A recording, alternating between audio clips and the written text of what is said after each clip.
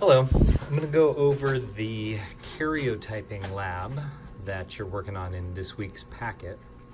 And what I've got is the data collection paper.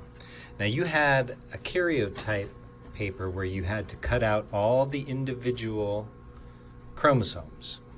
And you'll notice that each chromosome has a matching chromosome, an exact identical copy, okay?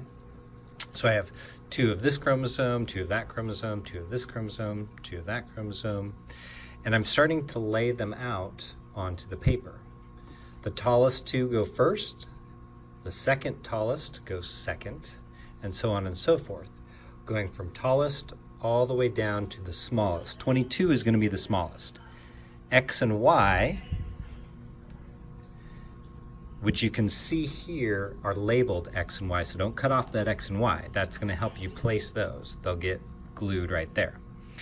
What you're going to end up with when you do this is you're going to end up with an extra chromosome. So one of these sets will have an extra chromosome after you've glued them all on. And if you do them from largest to smallest, the smallest ones are 20, 21, 22, you're going to find that you have 3 of one of the chromosomes, and that will tell you what disorder we're talking about.